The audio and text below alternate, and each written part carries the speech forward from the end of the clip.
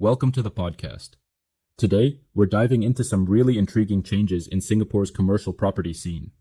Essentially, there's been a new regulation from the URA that's shaking things up in key central areas.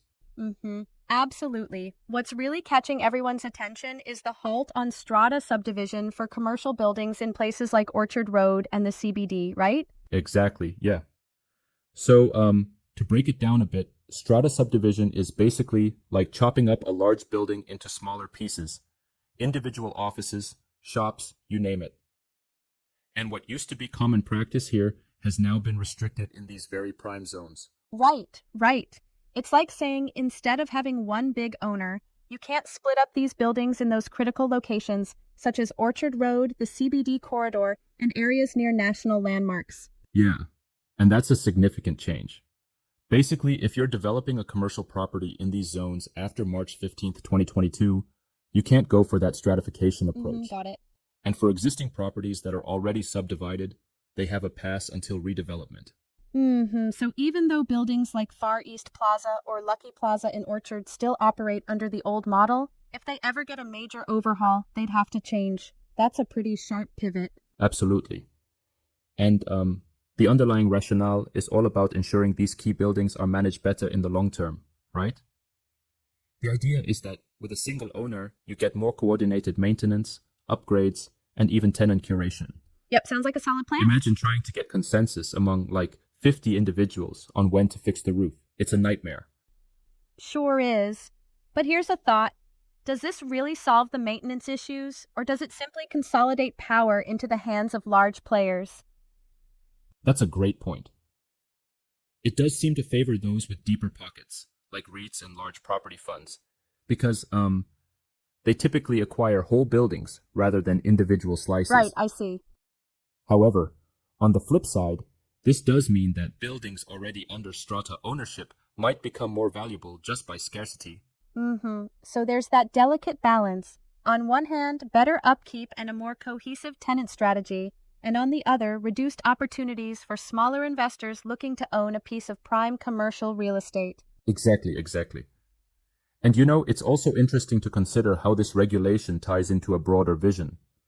The URA is not working in isolation. They're also integrating these restrictions with redevelopment incentive schemes like the CBD incentive scheme and the Strategic Development Incentive Scheme. Yeah, interesting stuff, right? So even if a developer wanted to tap into those incentives to rejuvenate a building, they'd still have to abide by the no strata rule if they're in these designated zones. That's kind of like having one foot in transformational change and the other firmly planted in new restrictions. Right. And to put it in perspective, think of these zones. Orchard Road corridor includes not just Orchard Road, but also Tanglin Road and Scotts Road. Then there's the CBD corridor, covering areas like Shenton Way and Robinson Road, plus near our national landmarks like Parliament House and the Supreme Court building. It's a broad, yet very targeted sweep. That's quite a geographic net. But, do we know when this rule actually kicked in? Yes, for new developments, it's effective as of March 15th, 2022, and existing subdivided properties remain as they are until they come up for redevelopment. So if you own a subdivided building now, it's grandfathered in until a major change happens. Right, that's a key detail. Totally makes sense. Now, let's talk about the potential impacts. How do you think this will reshape investor behavior in these central areas? Well, it's definitely a double-edged sword. On the one hand, smaller investors lose an avenue because the chance to buy individual strata units directly in these prime areas becomes almost non-existent as redevelopment projects adhere to the new rule. Absolutely. On the other hand, existing units might see their selling prices rise due to scarcity. So it kind of mirrors the classic supply and demand scenario with limited new supply boosting the value of what's already out there. But then you might ask, does this concentration really benefit the market overall? That's a legit question. Some experts suggest that shifting towards single ownership could lead to a better controlled tenant mix and overall management. For instance, in the CBD, you might see a curated mix that attracts financial firms and upscale services, whereas on Orchard Road, there could be more emphasis on flagship retail and luxury brands. Exactly, that sort of targeting could really enhance the user experience. But then I wonder, what if this model stifles innovation? I mean, couldn't the mixed ownership model sometimes encourage more entrepreneurial, diverse tenant strategies? That's a fair critique. There is a chance that with concentrated ownership, the diversity of tenants might get limited to the owner's vision, which might not always align with, say, hyperlocal or niche market preferences. It's a trade-off between coherence and diversity.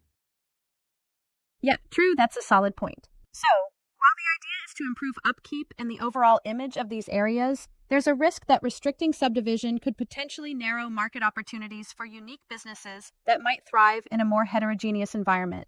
Exactly. And another angle is from the redevelopment perspective. Developers who previously relied on the strategy of buying, tearing down, and then selling off individual units might now be hesitating. If their primary route to profit is blocked, it could shift market dynamics significantly. That's a real game changer. So it really tilts the competitive edge. Larger entities may have lower exit barriers because they can acquire whole buildings, while smaller, more agile developers might find the playing field less fertile. Precisely. And while some view this as an opportunity for those with deeper pockets to consolidate prime assets, there's also an argument that in the long run, this could raise the bar for building standards and management quality across the board. Yeah, it brings up another interesting point: the benefit to the public and to tenants. Better managed, cohesively branded buildings could mean more attractive shopping centers and office spaces that are easier to maintain and even more responsive to market conditions. Exactly. Imagine walking into a mall where every store complements the others rather than a random assortment of tenants. The overall experience improves, and it can even boost tourism and local spending in these central hubs. Exactly. And yet, at the same time, we have to consider that for individuals with aspirations to own a piece of that property pie, the opportunities are dwindling now. That kind of exclusivity might ultimately widen the gap between large institutional investors and individual owners. Right. So we have a kind of paradox here. On one hand, you're enhancing aesthetics, management, and the overall appeal. And on the other, you're restricting direct access for individual investors. Yep, definitely a tough balancing act.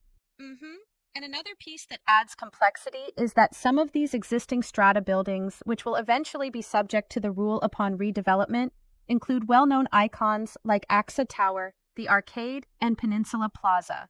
So even if they're grandfathered in now, the future holds change. Absolutely. And that impending shift will force stakeholders to think long-term. It's like having a ticking clock over these properties. Once a redevelopment project is on the table, the old subdivision model is off the table too. That's a key consideration. So, in essence, what we're looking at is a strategic tool by the URA to preserve the quality and the future proofing of Singapore's core commercial districts, even if it means transforming investor strategies and market dynamics significantly. Precisely. And if you step back and look at it, this is not just an isolated regulation. It's part of a broader vision for a more sustainable, well-managed urban environment. Ensuring that single owners with deep investments in the area are essentially incentivized to maintain high standards across the board. So, what do you think are the long-term consequences? Will this make Singapore's central areas more vibrant and appealing over time?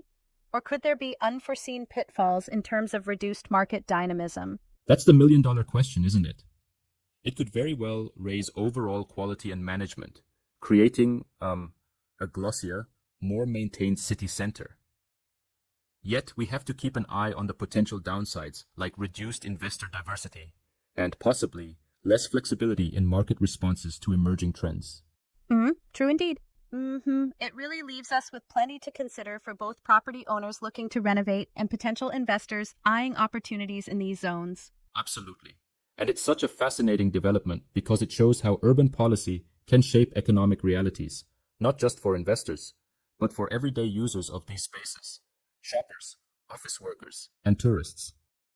Certainly very thought-provoking. And while on one hand the rule might facilitate a more uniform, well-managed cityscape, it might also concentrate property ownership into fewer, larger hands. What do you think about that potential consolidation? That's a fair challenge to the idea. I mean, it might lead to less competitive pricing or even stifle innovation in how properties are managed. However, proponents argue that the benefits of cohesive management, unified marketing, and stronger That's strategic quite the planning debate. greatly outweigh the risks. Indeed, it'll be really interesting to see how this plays out over the next few years. We're definitely in for some big changes, both in market behavior and in the aesthetics of Singapore's central business districts. Absolutely. And for anyone interested in the market, be it property owners, budding investors, or even policymakers, there's so much to analyze here. It's like watching a live urban experiment where every move counts. Yep, could really reshape the future. Thanks for walking through all of that. It's been super enlightening, and there's definitely a lot here for all of us to mull over. For sure. And remember, if you have any questions about these changes or are curious about how they might affect your investment strategies, feel free to reach out. There's always a wealth of insight waiting for those who want to explore these shifts deeper. Absolutely. Always good to chat about these nuances. Thanks for joining this conversation. Until next time, keep those questions coming and stay curious about how urban policies shape our cities.